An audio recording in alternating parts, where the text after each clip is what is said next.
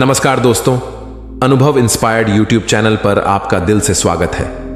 दोस्तों, एक बार की बात है, पुराने समय में एक बहुत सुंदर राज्य था। वहां का राजा बड़ा ही उदार, धर्मात्मा और प्रजा को प्रेम करने वाला था। वह अपनी प्रजा के सुखों के लिए एक से बढ़कर एक सुंदर राज्य व्यवस्थाएं करवाता और उनकी सुरक्षा के लिए कड़े से कड़े कानून बनाता था। उसने एक नया कानून प्रचलित किया कि अमुक अपराध करने के लिए अपराधी को देश निकाले की सजा दी जाएगी। कानून तोड़ने वाले बहुत से दुष्ट आत्माओं को राज्य से निकल बाहर किया गया। राज्य में चारों तरफ सुख शांति और समृद्धि का माहौल था, लेकिन एक बार भूल बस वही अपराध राजा से हो गया। राजा बड़ा दुखी हुआ। राजा चाहता तो अपराध को छुपा सकता था, लेकिन राजा सच्चा था। अगले दिन बड़े दुखी मन के साथ वह राज दरबार में उपस्थित हुआ और सभी के सामने अपना अपराध सुनाया। उसने कड़े शब्दों में यह आदेश भी दिया कि मैं अपराधी हूं और मुझे इस अपराध की सजा भी मिलनी चाहिए। दरबार में उपस्थित सभी सभासद इतने धर्मात्मा राजा को राज्य से निर्वासित नहीं करना चाहते थे, लेकिन राजा अपनी बात पर अड़ा रहा। उसने स्पष्ट शब्दों में कहा, जब राज्य के कानून को मैं ही नहीं मानूंगा तो प्रजा उनका किस प्रकार पालन करेगी? इसीलिए मुझे देश निकाला होना ही चाहिए। अंततः राज्य दरबार में यह निर्णय हुआ कि राजा को राज्य से निर्वासित कर दिया जाएगा। लेकिन अब प्रश्न यह था कि अगला राजा किसे बनाया जाए। उस राज्य में प्रजा में से ही किसी योग्य व्यक्ति को ढूंढकर राजा बनाने की प्रथा थी। जब तक नया राजा ना चुन लिया जाए, तब तक उस पुराने राजा को ही कार्यभार संभालने के लिए विवश किया गया और यह बात उस राजा को मजबूरन माननी पड़ी। उस जमाने में आज की तरह वोट डालकर चुनाव नहीं होते थे। ऐसा नहीं था कि चुनाव का यह तरीका उन्हें पता नहीं था, बल्कि उन्हें अच्छे से पता था कि यह तरीका उतना प्रभावशाली नहीं है, क्योंकि लालच और झूठे प्रचार के बल पर कोई नालायक भी चुना जा सकता है। इसीलिए व्यक्ति के सद्गुण ही उसके चुनाव की कसौटी थे। जो भी व्यक्ति सभा में अपनी योग्यता को सिद्ध करता, वही चुन लिया जाता। जितना उस राज्य का राजा धर्मात्मा था, उतना ही उस राज्य का प्रधानमंत्री भी बुद्धिमान था। उसने नए राज्य के चुनाव का दिन निश्चित किया और पूरे राज्य में यह घोषणा करवा दी कि जो भी इस निश्चित दिन को सुबह 10 बजे राजमहल में आकर महाराज से सबसे पहले मिलेगा, उसे राजा बना दिया जाएगा।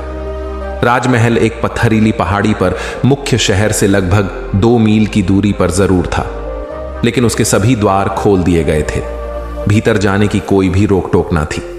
राजा के बैठने की जगह भी खुले में थी और वह घोषणा के दौरान सभी को चिल्ला चिल्ला कर बता दी गई थी।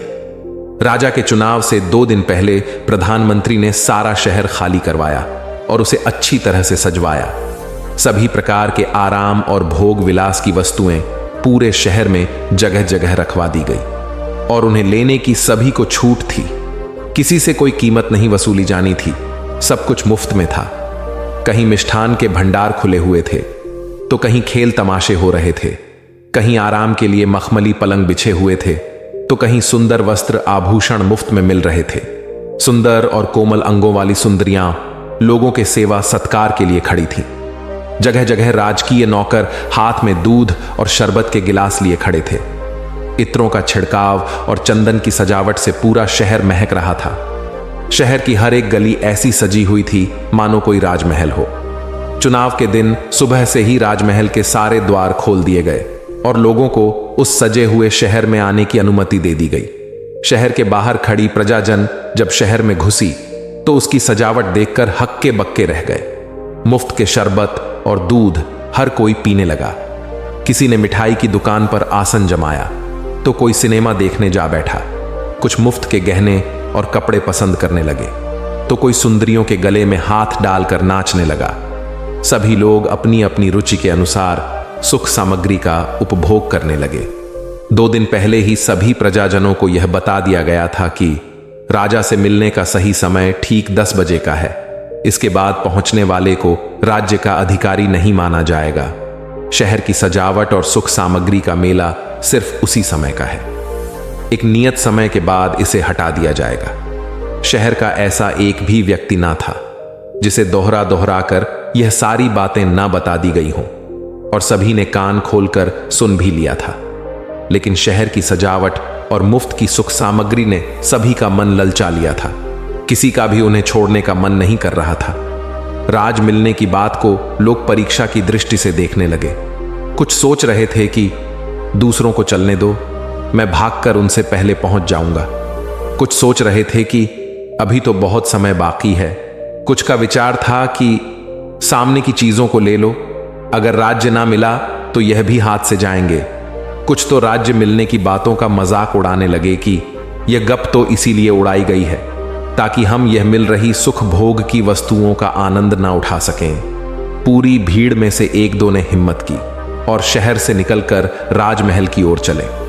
लेकिन थोड़ी दूर चलने पर ही महल के पथरीले रास्ते, पहाड़ी की ऊंचाई और शहर की सुंदरता ने उनका मन बदल दिया और वह उल्टे पांव शहर वापस चले आए। सारा नगर सुख भोग के संसाधनों में डूब चुका था।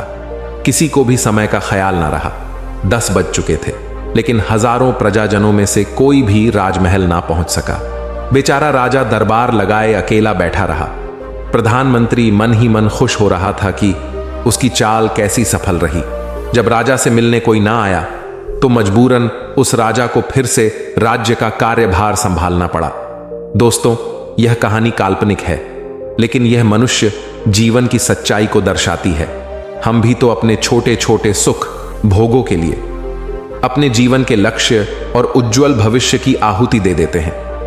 हम में से किसे नहीं पता कि हमारे पास लक्ष्य प्राप्ति का समय सीमित है, लेकिन हम फिर भी इसे अपने झूठे सुखों के लिए बर्बाद करते रहते हैं और समय हाथ से निकल जाता है। प्रत्येक विद्यार्थी को पता है कि उसके पास इस परीक्षा को पास करने का एक नियत समय है और ऐसा समय दोबारा नहीं मिलेगा। लेकिन फिर भी वह अपने समय को सिर्फ थोड़ी देर के मजे के लिए गप्पे मारने, YouTube शॉर्ट्स देखने, इंस्टा देखने या बेवजह घूमने भागने में बिता देते हैं। उसे लगता है कि दूसरों को पढ़ने दो, मैं आखिरी के कुछ दिनों में ज्यादा मेहनत करके रात रात भर जाग के सबको पीछे छोड़ दूंगा। लेकिन ऐसा हो नहीं पाता और जब समय हाथ से निकल जाता है तो सिर्फ पश्चाताप ही हाथ लगता है। आखिर सब कुछ जानने के बाद भी हम बार बार वही गलती इसलिए करते हैं क्योंकि हमारा खुद पर नियंत्रण नहीं है। यह नियंत्रण इसीलिए नहीं है क्योंकि हमने कभी गंभीरता के साथ अपनी आदतों को नियंत्रित करने का प्रयास ही नहीं किया। हम बीच बीच में अपने मन को छोटे छोटे मजे चखने की छूट देते रहते हैं। इसीलिए यह कभी भी दूर के बड़े आनंद को प्राप्त करने का प्रयास ही नहीं करता और हमें छोटे छोटे सुखों में उलझाए रखता है। हर काम के लिए समय सीमित है क्योंकि जीवन कभी भी खत्म हो सकता है। लेकिन हम में से कितने लोग हैं जो इस घोषणा को याद रखकर झूठे सुखों में नहीं डूबे रहते।